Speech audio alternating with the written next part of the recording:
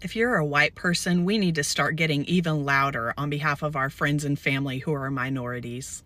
Our government has antagonized them to no end. They're ripping up the street that proclaimed Black Lives Matter. They're removing accomplishments from our minority service members off of the Pentagon website. And now our federal government erased a ban on contractors who run segregated facilities. They are trying so hard to enrage our brothers and sisters of color. They want them angry and they want them out in the streets. It is so clear. I'm so proud of them for not taking the bait. I'm so proud of them for staying home and resting. But as they do, we have to fight on their behalf. The Civil Rights Act was only passed in 1964. I'm in my early 40s, but my parents grew up with segregation in their schools. And there's no way in hell, all these years later, we're going to go backwards to anything even remotely resembling that. If places are segregated and say whites only, that's not a place I will ever be. And any line of thinking that keeps us separate from one another is a thinking that we need to reject loudly and wholeheartedly. Nobody is better than anybody else in this country because of the color of their skin. We are not, in 2025, going to sit around and watch as a bunch of people make laws trying to make us go backwards. We have to be the loudest ones. We have to be the protectors. We have to be the allies. We have to be the advocates. We have to be the ones whose voices are the loudest in saying, we will not go backwards, and you will not oppress the minority community. Not on our watch. Not now, and not ever. What normally comes into your mind when black people, when white people, come out and begin talking positive about black people, begin talking positive about Africa or something to do with that? What normally comes into your mind as a black person? Yeah, I've actually have an opportunity of listening to some black people, and they look like they don't believe in white people whenever white people seem to be supporting them, or rather speaking negative or speaking positive things about them, because they say this is the way they use every time they want to do something. They would come in a way that they are supporting us and all that. Yeah. But at the end of the day, it's not us. Yeah. They are supporting. They have their agendas. Okay. I think a certain narrative, or rather a certain picture was created by what whites have been doing to black people for years. To an extent, it is very difficult for a black person to actually believe, or rather to accept, when a white person comes out and begins supporting them or saying positive things about them. They would always think it's a trick that is being played. Yeah, so they can be able maybe to be trapped on something like that. I've been watching these clips, and when I went through the comment section of these videos, people were like, these people are just playing tricks here and there, and I was like, oh, so this is something that has already been built.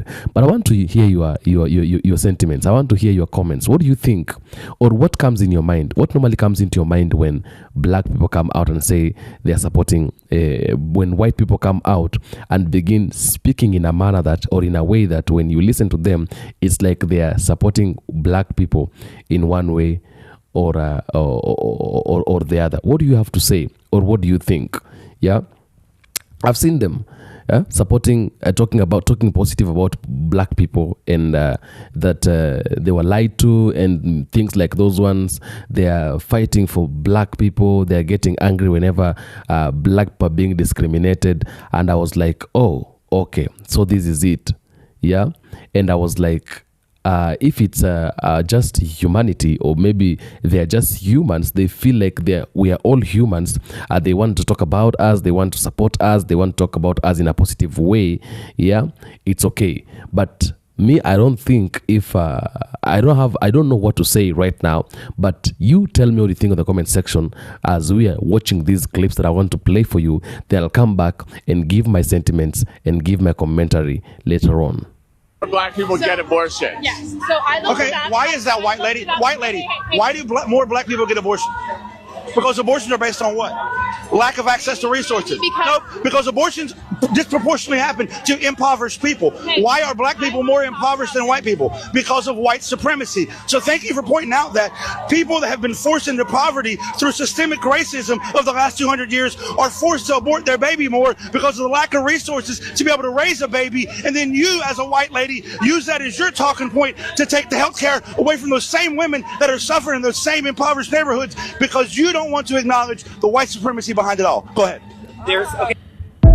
Listen, black women have been already telling us about it since the beginning of humanity. So much so that it's black women who created the language to talk about it, to restore and heal from it, and also the vision for the world beyond it. The it here is understanding that intersectionality and addressing misogyny are at the center of addressing all systems of oppression. Black, indigenous women of color have given us the language, the tools, and the blueprint. The rest of us, the whole world, understanding that vital truth, the sooner we get there. How grateful we should be that not only were we given the tools to liberate the world, but also the invitation for all of us to move forward toward it. Let's get there.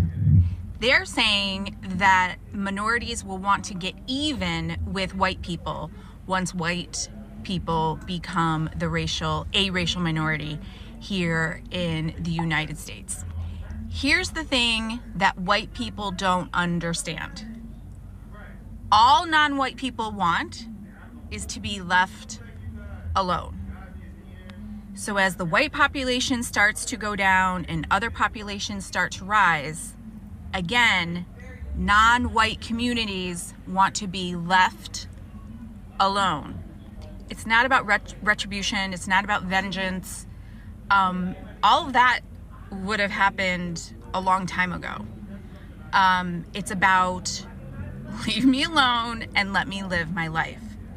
But white people have this great fear of what not being in power will mean for them. And who are they? Who am I as a white person if I am not in power, if I am not the oppressor, if I am not the one making all of the rules, and having everyone do things my way? That's the fear. This might be a hot take, but I don't see color is not a good thing. A lot of white people use this as an excuse to prove that they're not racist, when in reality, they're actually demonstrating that they have zero cultural competence. Everyone is different. Everyone comes from different cultural backgrounds, has different religious practices, family traditions, and other aspects of their life that make them unique. It is almost, to me, a way of forcing assimilation. You're saying, I don't care what you look like as long as you conform to these standards. And that's typically the way that I see it used by when white people say this. But the second someone starts to act like the stereotype of what people think of, then that becomes a problem. Wearing traditional regalia from your country, or speaking in your native language, or making traditional food from your culture, those things become issues because you are not assimilating in the way that white people expect. So when they say, I don't see color, they absolutely do, but they will ignore the fact that you look different if you assimilate. The goal is to be like, I do see you, I recognize you're different from me, but that's okay, and I accept everyone's differences. We all are unique and bring very interesting things to the table. Peace and love. With all this talk about white women supporting Black-owned businesses, especially businesses owned by Black women, I thought now might be a good time to remind you all that Goodreads is owned by Jeff Bezos, and Storygraph was started by and owned by a Black woman. And I myself am a premium member to help support that company. So if you're considering where you're putting your money and your time and your energy and your support, you might consider exporting all of your data from Goodreads and uploading all of it into Storygraph, and maybe even becoming a premium member. In too many white households, not talking about racism was seen as solving racism. Instead of facing an issue and going, hey, this is a problem, what can we do differently? They sort of internalized it as though we did a thing. What if we tried not doing a thing or ignoring the thing? Then we wouldn't be doing a racism. So what you end up with is all of these white people that grew up in homes where racial issues weren't talked about. There was an element or an air of like, hey, you treat people different than you the same, and they'll treat you the same. You know, you don't treat them as though they're different, when the truth is they are different because they have different lived experiences. And when you sit there and you grow back-to-back generations of kids, especially Caucasian males, and you tell them everyone's the same, everyone's the same, everyone's the same, they believe, they have internalized that every black woman and man out in the world, they have internalized that they've had the same experience as them. So then, not only do they feel that way, they end up in this total nonsense space of this stupid white echo chamber of like, oh, it's just jokes, it's just jokes, it's just jokes. And then they think they're being funny by saying things that when they're around a black person says, and for everybody that follows me that's black, or everybody that's seeing, you know this experience, telling someone that's racist, and a white person looking you dead in the face and going, no, it's not. I have been a third party around black friends when they have told people that, and I'm just like, dude, Chad Tyler, you don't get to say what another person finds offensive. You can have a conversation about how we got there, but you don't get to tell another person what does and does not offend them.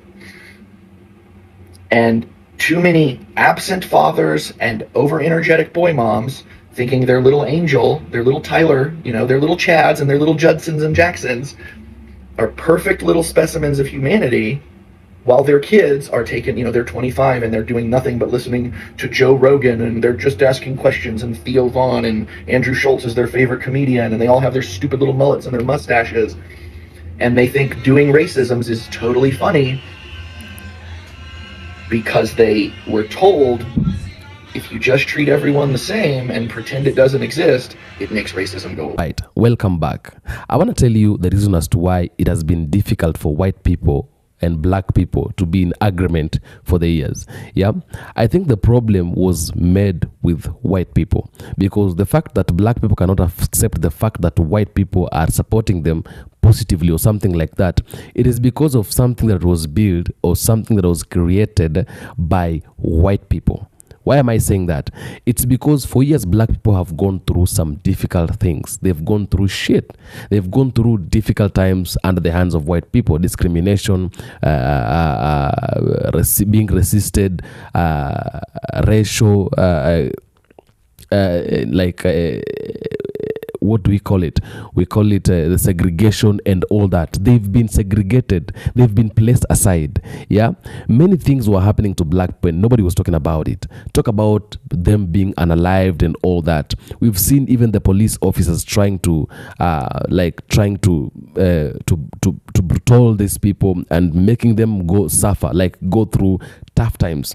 I talk about many times the case of Rodney Hinton. I was listening to it, I was watching that video, and I felt like if this is what black people are going through under the hands of white people, then it is very difficult for a black person to be able to trust a white person.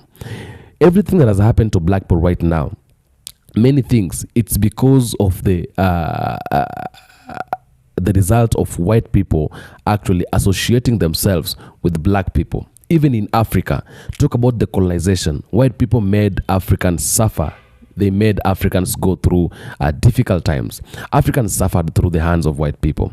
It has been difficult now. Even when white people say they are now leaving Africa, they are giving Africa the independence that Africans have been looking for a very long time. Yes, they went away, but Africa is still suffering because they are still exploiting the minerals that are in Africa, the resources that are in Africa. Yeah, so it makes it difficult for black people to actually believe in white people if white people are actually supporting them truly, or it's just something that they are like it's just something they are doing to maybe trap black people.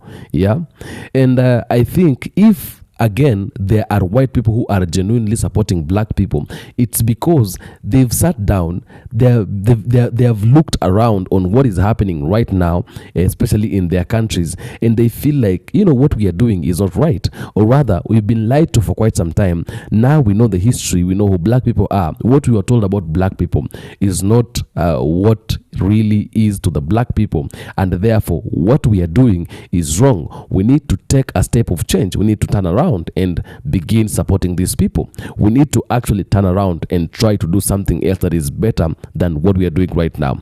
Of course, not all white people will do that, but some of them will do that. Let me not be biased, and let me not just lie on one side. I want to talk about also white people and support them to some point. There are white people I've come across who are humans. Humanity is part of them. When they just see black people, they feel like these are my fellow human beings.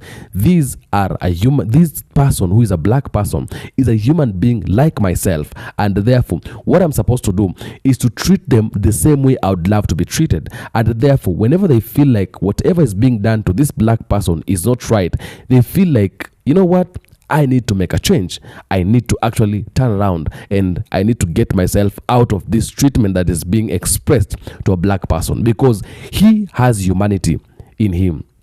And that is why we've seen people like Jen Elliott, we've seen people like Tim Wise, we've seen people like Shahid Bolsen, we've seen people like many people who are white professors who are trying to speak truth to power, because they understand the truth and they know the truth. Okay, they speak the truth because they are humans and they know whatever is being done to these people is not right. So not all white people are bad people, but some of them are humans. Whenever they see a black person going through some kind of shit, they tend to help this person, or rather they want to talk positively about this person. Whenever something is bad, they address it in that way. Yeah, whenever something is good, they also address it in that way. They don't sugarcoat. Yeah, so me, I would say I trust some other white people because I've seen them maybe doing what is right. Yeah, sometimes I sit down here, I talk about Shahid Bolsen, I see how he is actually talking about Africa. I see how he is talking, he's putting the matters of Africa in the front line. I listen to the Ross team, I listen to him, I see how he's talking about Africa, and I feel like the people just genuinely are humans and they do right. They tend to do right all the times. Yeah, of course I would not also maybe say black people are bad people. Rather, I would not complain, I would not condemn them when they feel like they cannot trust white people, because white people have created this image. They've created it. If it's maybe it's a beef or something like that, it is something they've created for quite some time, and therefore black people are left with no chance than just not to trust white people because of what they've gone through for years. Some white people have tried even to look good, but at the end of the day they end up doing things which are not good, yeah, to black people. And it's very difficult for now black people to be able to actually trust white people. Some people are saying if white people are trying to show out to us that they are really good people, or rather that they are really supporting us, they should do that with the reparations. They should pay back whatever they took from black people. They should pay for everything they took from black people. Yeah, their happiness and all that, their resources, their minerals, their wealthy, their peace and all that, their time that they took and all that. Yeah. So you find out that it is still difficult for a black person to actually trust a white person. Yeah, but I think everybody has a reason to do whatever they are doing. Tell me what you think on the comment section about this. I'll do my best to make sure I read all the comments and give a response where possible. This is the African Streamline. I am Tampa Head. Thank you so much for tuning in. For the returning subscribers, I salute you. If it's your first time to be here, please consider subscribing, as that's the only way that you can help me. God bless.